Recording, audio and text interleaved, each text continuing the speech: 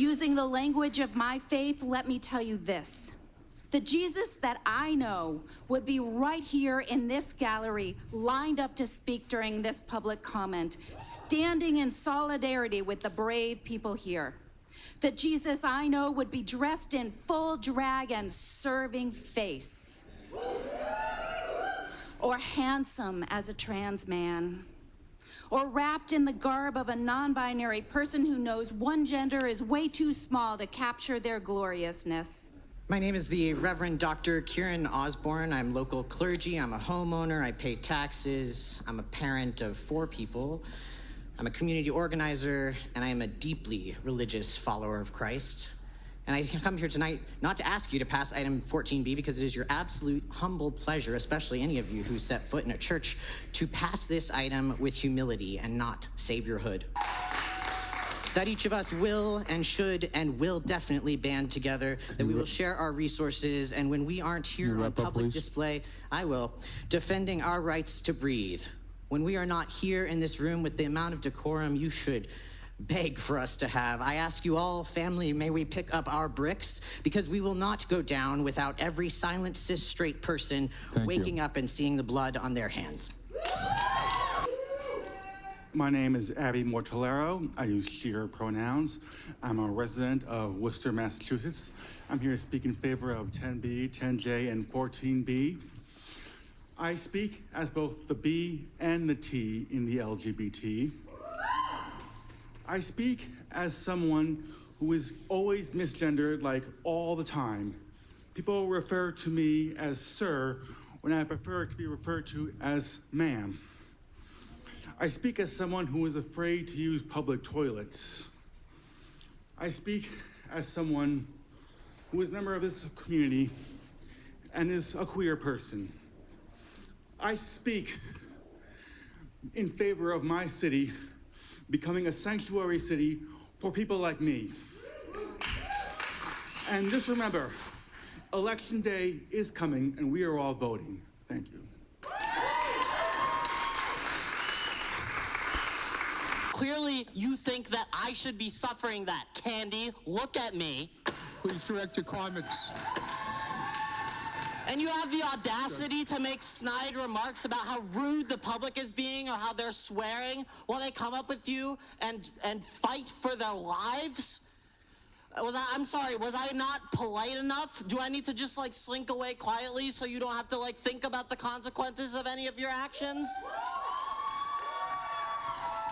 And I get it, I really do. People come up here all day and they call you a dick and they move on with their lives. But for God's sakes, get over it. Respectfully, can you get over yourself so that my students and my friends and my family can go back to their lives?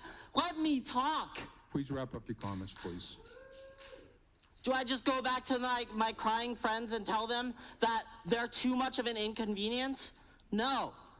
I'm not going to quietly go away, and neither will all these people. I will show up every fucking week. Okay, thank you. And I will speak truth to power. I will not pretend that we're not citizens of this city. I'm shaking right now. I don't want to be here. I'm sorry, am I taking too long pleading for my life? Please wrap up. All right. So, Candy, Donna. Please wrap up. Oh, no, I can't talk directly to my council members either. Up, can you look at me and tell me how many of my friends need to die before you do anything? Please wrap up. Look at me. Okay, we're all done here. Fucking pathetic. We're all done. Come on. My name is Annie Kaplan. I am a Worcester educator speaking in support of Action 14B. So Worcester was starting to have its true LGBT renaissance from all our LGBT-owned businesses, our awesome activists, our performers in Worcester. We just sent a team to the biggest LGBT plus sporting event in the world for the first time. People have been moving to Worcester because they know that it's a safer place. And I've been so proud and excited to be a part of it.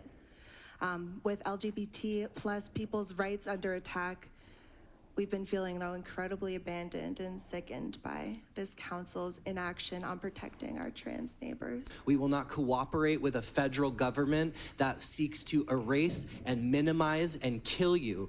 Because I sit with young people, and let me tell you, sitting with a 9-year-old child or a 14-year-old child who says, I'm scared to come out at home. I don't know how I'm going to be supported in school. What's going on at the city?